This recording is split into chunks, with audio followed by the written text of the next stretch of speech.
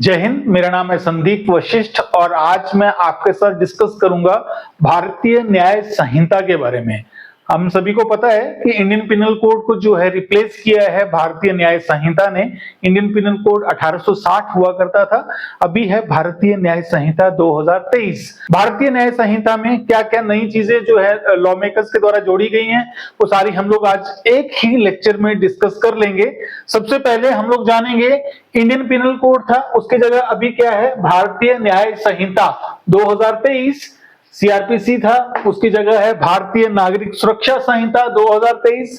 Indian evidence act हुआ करता था, अब है उसकी जगह भारतीय साक्ष्य अधिनियम 2023। अब इनके बारे में हमें जो मोटी जैसी चीज पता होनी चाहिए, इन जो नए कानून हैं ये कब पारित हुए थे। तो लोकसभा में ये सारे कानून 20 दिसंबर 2023 को पारित हुए थे। राज्यसभा में ये तीनों कानून 21 दिसंबर 2023 को पारित हुए थे।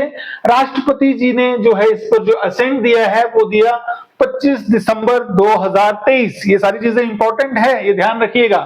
और ये लागू कब हुए भारत में? 1 जुलाई 2024 को ये कानून जो है वो लागू हुए। ये चीजें हमें ध्यान से याद करनी पड़ेंगी अगर हमें कोई भी एग्जाम अभी देना है। अब यहाँ पे एक और इंपॉर्टेंट चीज है कि ये कानून तो लागू हो गए, लेकिन एक धारा है या हम कह सकते हैं एक उपधारा है जो अभी तक लागू नहीं है भारतीय न्याय संहिता की। वो है 106 का जो सबसेक्शन 2 है भारतीय न्याय संहिता का, 106 का सबसेक्शन 2 ये अभी भी लागू नहीं है। जब भी सरकार आदेश करेगी तब ये लागू होगा। बाकी बीएनएस, बीएनएसएस और बीएसए जो है भारतवर्ष में लागू हैं। पहले जो कानून आते थे वो जम्मू एंड कश्मीर में लागू नहीं हुआ करते थे। उनमें लिखा होता था कि जम्मू कश्मीर को छोड़कर पूर्ण भारतवर्ष पर जो है लागू होंगे, लेकिन जब से जम्मू कश्मीर का पुनर्गठन हुआ है तब से जो है अभी वो वाली चीज नहीं होती है। कोई भी कानून आएगा वो जम्मू कश्मीर में भी लागू होगा। अब ये मैंने आपको बता दिया, इंडियन पिनल कोड को रिप्लेस किया बीएनएस ने। ये सारी चीजें हमें क्लियर होगी। डेट्स मैंने आपको सारी इंपॉर्टेंट बता दी हैं कि ये डेट्स हैं, ये हमें याद रखनी है। ये जो 4 डेट्स हैं या 5 डेट्स हैं, ये जो चीजें मैंने आपसे डिस्कस की, 1-2 क्वेश्चंस जो है किसी भी कॉम्पिटिटिव एग्जाम में इन 4-5 पॉइंट से आ जाएंगे। अभी हम लोग सबसे पहले बात करेंगे भारतीय न्याय संहिता की। 2-3 लेक्चर्स में मैं रेगुलर आपके साथ जब डिस्कस करूंगा, बीएनएस डिस्कस कर लेंगे, उसका बीएनएसएस में जो जो नई चीजें आई हैं, जो चीजें हटाई गई हैं, उनके बारे में थोड़ा सा डिटेल में डिस्कस करेंगे। सबसे पहले सेक्शन 4F इन्होंने जोड़ा है सामुदायिक सेवा। सजा के तौर पर एक नई सजा जो है वो भारतीय न्याय संहिता में लाई गई है, उसको कहते हैं सामुदायिक सेवा। अभी जो नई आमिर खान की मूवी आई है ना, सितारे जमीन पे, कुछ ऐसी करके मूवी है, उसमें जो कोर्ट है वो आमिर खान को जो है सजा देते हैं कि आप जो स्पेशली एबल्ड बच्चे हैं उनको जो बास्केटबॉल है वो सिखाएंगे। तो वो क्या है, वो सामुदायिक सेवा हम लोग मानेंगे। ऐसी कोई भी सेवा दे सकते हैं जिससे सोसाइटी का भला होता हो और उसके बदले में करने वाले को, कार्य करने वाले को कोई भी धन या कोई भी उसको पैसा जो है सरकार द्वारा नहीं दिया जाएगा। उसको क्या कहेंगे? सामुदायिक सेवा। तो 4F में जो है सामुदायिक सेवा को जोड़ा गया है। सेक्शन 48 बीएनएस में विदेश से भारत में अपराध के लिए अगर कोई उकसाता है तो वो सेक्शन जो है 48 बीएनएस, नया सेक्शन बीएनएस में जोड़ा गया है। उसके बाद है सेक्शन 69, धोखेबाजी से या छल पूर्वक यौन संबंध बनाना, सेक्सुअल इंटरकोर्स करना, जो रेप की कैटेगरी में नहीं है। अगर तो रेप की कैटेगरी में होगा तो सेक्शन 64 बीएनएस उसके लिए है, जो पहले आईपीसी में भी प्रावधान था सेक्शन 376 का, उसको 64 बीएनएस ने रिप्लेस किया।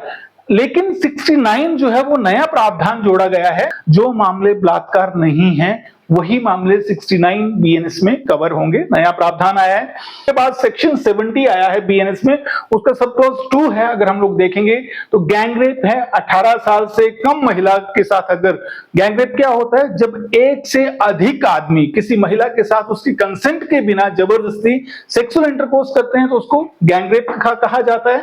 तो 70 का सब क्लॉज 2 जो नया जोड़ा गया है, 18 साल से कम महिला के साथ अगर कोई सेक्सुअल इंटरकोर्स जबरदस्ती उसकी इच्छा के विरुद्ध करेगा तो 70 का सब क्लॉज 2 लगेगा। उसके बाद सेक्शन है 95 बीएनएस। ये सारे प्रोविजंस नए जोड़े गए हैं तो हम लोग इसलिए इसको डिस्कस कर रहे हैं। बच्चे को अपराध करने के लिए भाड़े पर रखना, किराए पर अंगेज करना जो है 95 बीएनएस में जोड़ा गया है। आपने देखा होगा जो क्रिमिनल गैंग्स होती हैं वो बच्चों को किराए पर लेकर, मतलब पैसे पर रख के, भाड़े पे रख के उनसे क्रिमिनल जो है जो एक्ट्स हैं वो करवाती हैं। तो ऐसी अगर कोई गैंग है तो वो 95 सेक्शन बीएनएस उसके विरुद्ध जो है वो लगेगा। उसके बाद सेक्शन 103 मर्डर है, जो पहले 302 हुआ करता था, लेकिन सेक्शन 103 के सब क्लॉज 2 में नई सेक्शन जोड़ी गई है, भीड़ द्वारा हत्या। अब ये भीड़ कौन सी होगी, हत्या किस आधार पे करेगी, धर्म, समुदाय, लिंग, भाषा या ऐसी कोई स्थिति जो है जो सेक्शन 103 के सबसेक्शन 2 में लिखी है, उस स्थिति में अगर कोई किसी की हत्या कर देता है, ज्यादा समूह होगा लोगों का, आई थिंक 5 लोगों का समूह होगा इसमें, हम लोग सेक्शन ही देख लेते हैं। अगर 5 या इससे अधिक लोग मिलकर किसी व्यक्ति की हत्या करते हैं और इसका कारण हो उसकी जाति, धर्म या समुदाय, लिंग, पुरुष महिला, जन्म स्थान, भाषा या उसकी व्यक्तिगत मान्यता या कोई इसी तरह का कारण, तो ऐसे सभी लोगों को मृत्युदंड या आजीवन कारावास की सजा दी जाएगी और उन पर जुर्माना भी लगाया जाएगा। सेक्शन 103 का जो सबसेक्शन 2 है ये नई जोड़ी गई है, मॉब लिंचिंग के लिए जो है वो इसमें प्रावधान लाया गया है। सेक्शन 106 का सब क्लॉज 1 जो है, इसमें रजिस्टर्ड मेडिकल प्रैक्टिशनर को डिफाइन किया गया है। पुलिस जब भी किसी एक्यूज को या फिर विक्टिम को मेडिकल एग्जामिनेशन के लिए लेके जाती है तो वो रजिस्टर्ड मेडिकल प्रैक्टिशनर के पास उसका मेडिकल एग्जामिनेशन के लिए लेके जाते हैं। तो अब रजिस्टर्ड मेडिकल प्रैक्टिशनर की डेफिनेशन क्या है, सेक्शन 106 में प्रावधान किया गया है, रजिस्टर्ड मेडिकल प्रैक्टिशनर का डेफिनेशन प्रोवाइड किया गया है एक्सप्लेनेशन में। तो एक्सप्लेनेशन कहता है, इस उपधारा के प्रयोजनों के लिए पंजीकृत चिकित्सा व्यवसायी वह व्यक्ति है जिसके पास राष्ट्रीय आयुर्विज्ञान आयोग अधिनियम 2019 के अंतर्गत मान्यता प्राप्त कोई चिकित्सा योग्यता हो और उसका नाम अधिनियम के अंतर्गत राष्ट्रीय चिकित्सा रजिस्टर या राज्य चिकित्सा रजिस्टर में दर्ज हो, तो वो क्या कहलाएगा, रजिस्टर्ड मेडिकल प्रैक्टिशनर। इसको इन्होंने डेफिनेशन दे दी है। एक चीज यहां पे हमें ध्यान रखना है, सेक्शन 106 का सब क्लॉज 2 जो है हमने पहले ही डिस्कस कर लिया, वो लागू नहीं है अभी तक। तो हम लोग यहां से क्वेश्चन आपको पूछ सकते हैं कि कौन सा प्रावधान, कौन सी धारा या कौन सी उपधारा जो है अभी भी लागू नहीं है बीएनएस की, तो हमें ये याद रखना है सेक्शन 106 का जो सबसेक्शन 2 है वो लागू नहीं है।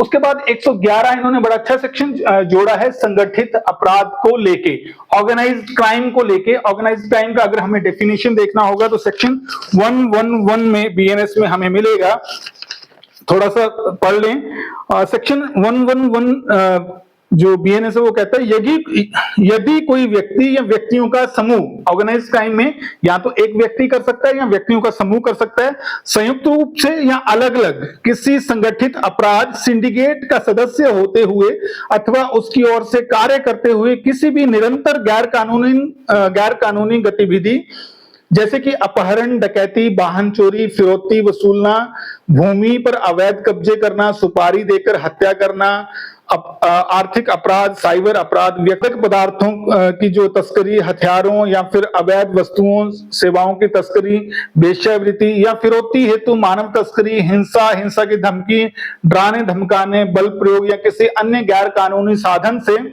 इस उद्देश्य से करे कि उसे प्रत्यक्ष या परोक्ष रूप से भौतिक लाभ मिले, तो ऐसा कृत्य जो है वो संगठित अपराध कहलाएगा। ये डेफिनेशन है 111 जो बीएनएस का जो हमें मिलता है। ऑर्गेनाइज्ड क्राइम बहुत बढ़िया सेक्शन है। ये प्रॉब्लम जो थी पुलिस बहुत ज्यादा फेस कर रही थी, ऑर्गेनाइज्ड क्राइम के लिए कोई प्रोविजन नहीं था किसी भी कानून में, तो ये लेके इस बार जो है लॉ मेकर्स लेके आए हैं। बहुत लोग हैं जो ऑर्गेनाइज्ड क्राइम करते हैं, उन पर नकेल कसने के लिए बहुत अच्छा सेक्शन है। उसके बाद है सेक्शन 112 लघु संगठित अपराध। 112 देख लेते हैं क्या कहता है। यदि कोई व्यक्ति किसी गुट या गिरोह का सदस्य होते हुए अकेले या संयुक्त रूप से चोरी, स्नैचिंग, धोखाधड़ी, टिकटों की अनाधिकृत बिक्री, अनाधिकृत सट्टेबाजी या जुआ, सार्वजनिक परीक्षा के प्रश्न पत्रों की बिक्री या अन्य किसी प्रकार का कोई आपराधिक कृत्य करता है तो उसे लघु संगठित अपराध का अपराधी माना जाएगा। ये सेक्शन हमें मिलता है 112 जो चीजें 111 में जो थी वो बड़े क्राइम है, सीरियस ऑफेंसेस हैं, उनके बारे में कहा गया है। 112 में जो है लघु जो छोटे मोटे हैं अपराध उनके बारे में कहा गया है, टिकट का ब्लैक करना वगैरह वगैरह जो अपराध हैं। 113 में आतंकवादी कृत्य को, टेररिस्ट एक्ट को डिफाइन किया गया है। इससे पहले सेक्शन पी एक्ट में अनलॉफुल एक्टिविटीज प्रिवेंशन एक्ट हुआ करता था, हुआ करता है, था तो क्या है अभी भी, उसमें जो था जो इसको डिफाइन किया गया था, लेकिन आईपीसी में आतंकवादी कृत्य की, टेररिस्ट एक्ट की डेफिनेशन कहीं भी नहीं थी। तो इन्होंने सेपरेटली 113 में जो है टेररिस्ट एक्ट को अलग से डिफाइन किया है, बड़े अच्छे तरीके से डिफाइन किया, लेकिन मटेरियल जो यूएपी एक्ट वाला था वो सिमिलर मटेरियल जो है वो बीएनएस में रखा गया है। उसके बाद सेक्शन 117 है, उसका सब सेक्शन 3 और 4 जो है इसमें बीएनएस में जोड़ा गया है। थोड़ा सा हल्का सा हम लोग देख लेते हैं। 117 का 3 जो है वो कहता है यदि कोई व्यक्ति उपधारा 1 के अंतर्गत अपराध करता है और उसके इस कार्य से किसी व्यक्ति को स्थायी अपंगता या निरंतर अचेतन अवस्था में पहुंचाया जाता है तो उसे कम से कम 10 वर्ष की कठोर कारावास जो आजीवन कारावास तक हो सकेगी वो सजा मिलेगी। ये सेक्शन सबसेक्शन 2 है और साथ में सबसेक्शन 4 है। यदि 5 या अधिक व्यक्ति समूह में मिलकर किसी व्यक्ति को उसके जाति, धर्म, नस्ल, समुदाय, लिंग, भाषा, जन्म स्थान, निजी विश्वास या किसी प्रकार के कारण के आधार पर गंभीर चोट पहुंचाते हैं तो उसे उस समूह के प्रत्येक सदस्य को 7 वर्ष तक के कारावास व जुर्माने से दंडित किया जाएगा। ये भी जो भीड़ द्वारा जो मतलब चोट अगर किसी को पहुंचाई जाती है तो 117(4) में जो है ये कवर्ड है। उसके बाद आता है सेक्शन 122 में इन्होंने स्पष्टीकरण जोड़ा है। 122 का स्पष्टीकरण देखते हैं। 122 का स्पष्टीकरण है, यह धारा 101 के अपवाद 1 में दी गई उसी शर्त के अधीन है, अर्थात यदि उकसावा दुष्प्रेरण पर्याप्त गंभीर और अचानक ना हो तो यह रक्षा उपलब्ध नहीं होगी। मतलब सेल्फ डिफेंस से रिलेटेड ये जो बात करता है। उसके बाद आता है वो है सेक्शन 152, बोलता है भारत की संप्रभुता, एकता और अखंडता को खतरे में डालने वाला कार्य। 152 इन्होंने जो है वो नई सेक्शन जोड़ी है। 178 में इन्होंने स्पष्टीकरण 5 जो है वो सिक्के की जालसाजी के बारे में बताया गया है। उसके बाद 180 में जो नया स्पष्टीकरण है, अगर कोई रीजनेबल सोर्स बता देता है कि इसका जो सोर्स था सिक्कों का वो क्या था तो उसके ऊपर ये कार्रवाई नहीं होती है। 197 का सेक्शन 1 का डी है, भारत की संप्रभुता, एकता, अखंडता, झूठी सूचना को प्रकाशित करता है। ये नई चीज जो है 197 में लॉ मेकर्स लेके आए हैं। 226 में है लोक सेवक को कोई कार्य करने को मजबूर करना। जो सुसाइड को अटेम्प्ट करने वाला जो अपराध था वो बीएनएस में नहीं है। आईपीसी में अगर कोई व्यक्ति सुसाइड अटेम्प्ट करता था तो उसके लिए सजा का प्रावधान था, लेकिन वो जो है अब अपराध की श्रेणी से बाहर कर दिया गया है। जो मेंटल हेल्थ एक्ट आया था उसने उसको बाहर कर दिया। अगर कोई व्यक्ति सुसाइड के लिए अटेम्प्ट करता है तो वो अपराध नहीं है, लेकिन अगर कोई व्यक्ति किसी लोक सेवक को डर देता है कि आप इस कार्य को कीजिए, अगर नहीं करोगे तो मैं सुसाइड कर लूंगा, या फिर आप इस कार्य को मत कीजिए, अगर आप करोगे तो मैं सुसाइड कर लूंगा, तो वो कहां कवर होगा? 226 में कवर होगा। ये प्रावधान पहले नहीं था, अभी जो है बीएनएस में 226 में इसको लाया गया है। 303 जो बीएनएस है उसका सब सेक्शन 2 है, उसमें कहा गया है कि कोई व्यक्ति दूसरी बार चोरी करता है तो उसके लिए इनहांस पनिशमेंट दी गई है, बढ़ी हुई सजा है। उसके बाद प्रोवाइजो दिया गया है कि अगर 5000 से नीचे की जो चोरी करता है, 5000 रुपए उसकी जो वैल्यू है उसकी प्रॉपर्टी की वो 5000 रुपए है, उससे नीचे अगर वो चोरी करता है और चोरी करके उसको वो जिससे चोरी किया उसको वापस कर देता है तो उसको जो है जो पनिशमेंट थी, कम्युनिटी सर्विस थी, वो जो है वो दी जाएगी। उसके बाद नया प्रावधान है स्नैचिंग का, सेक्शन 304। बहुत ज्यादा इंपॉर्टेंट है कि अगर कोई पहले जो था स्नैचिंग जो झपट मारी, मतलब अगर आदमी चल रहा है, मोबाइल फोन सपोज करो लिया है और कोई आता है उसके एकदम छीनता है और भाग जाता है, तो वो स्नैचिंग के लिए कभी किसी में पहले कोई प्रावधान नहीं था। तो लॉ मेकर्स ने 304 में जो है ये प्रावधान लेके आए हैं स्नैचिंग का। उसके बाद सेक्शन 305 है बीएनएस का, आवास परिवहन साधन, पूजा स्थल में चोरी अगर कोई करता है तो वो 305 में दंडनीय होगा। 308 में ये भी नया प्रावधान है सारे के सारे। 308 में स्पष्टीकरण ई जो है, इसमें कहा गया है कि इलेक्ट्रॉनिक मैसेज भेजकर अगर किसी कोई धमकी देता है, 308 हम लोग देख लेते हैं। 308 का जो ई स्पष्टीकरण है, 308 का जो स्पष्टीकरण ई है, वो कहता है कि ए एक इलेक्ट्रॉनिक संदेश भेजकर जेड को धमकी देता है कि तुम्हारा बच्चा मेरे कब्जे में है और यदि तुमने मुझे 1 लाख रुपए नहीं दिए तो उसकी हत्या कर दी जाएगी। जेड पैसे देता है, ए ने जबरन वसूली की। पहले ये चीज कवर्ड नहीं थी कि मोबाइल, क्योंकि पहले मोबाइल वगैरह के साधन नहीं थे, तो अभी जो है मोबाइल के साधन आए हैं, जो नए कानून आए हैं, इलेक्ट्रॉनिक जो है वो चीजों पे बहुत ज्यादा फोकस किया गया है, इसीलिए इन्होंने इस चीज को जो है 308 में स्पष्टीकरण ई में इसको ऐड किया है कि अगर कोई टेलीफोनिकली धमकी देके पैसे की वसूली करता है तो वो एक्सटॉर्शन माना जाएगा 308 में। उसके बाद आता है सेक्शन 324 का सबसेक्शन 3, 4 और 5। तो 324 का 3 जो है सबसेक्शन वो कहता है कि यदि कोई रिश्ती करता है और उससे किसी संपत्ति को हानि, मतलब सरकारी संपत्ति या स्थानीय किसी प्राधिकरण की संपत्ति है, उसको अगर कोई नुकसान पहुंचाता है तो उसे 1 वर्ष तक के कारावास व जुर्माना या दोनों से दंडनीय किया जाएगा। यह है सबसेक्शन 3 इसका। सबसेक्शन 4 है जो कोई रिश्ती करता है और उससे 20,000 या उससे अधिक किंतु 1 लाख से कम की हानि का नुकसान पहुंचाता है, होता है, तो उसे 2 वर्ष तक के कारावास या जुर्माने से दंडनीय किया जाएगा। मतलब क्लासिफिकेशन कर दी इन्होंने यहाँ पे अमाउंट की। और 5 में कहता है जो कोई रिश्ती करता है और उससे 1 लाख या उससे अधिक की हानि या नुकसान होता है तो उसे 5 वर्ष तक के कारावास या जुर्माने या दोनों से दंडनीय किया जाएगा। मतलब पैसों के बेस पे इन्होंने क्या किया, अमाउंट के बेस पे क्लासिफिकेशन ऑफ पनिशमेंट कर दी है कि 1 लाख से कम होगा तो इतनी सजा होगी, 1 लाख से ज्यादा होगा तो इतनी सजा होगी। 340 बीएनएस कहता है कूटरचित दस्तावेज या इलेक्ट्रॉनिक अभिलेख रिकॉर्ड तथा उसे असली के रूप में प्रयोग करना। कोई झूठा दस्तावेज या इलेक्ट्रॉनिक अभिलेख जो पूरी तरह या आंशिक रूप से जालसाजी द्वारा बनाया गया हो, जो जाली दस्तावेज या जाली इलेक्ट्रॉनिक अभिलेख कहलाता है।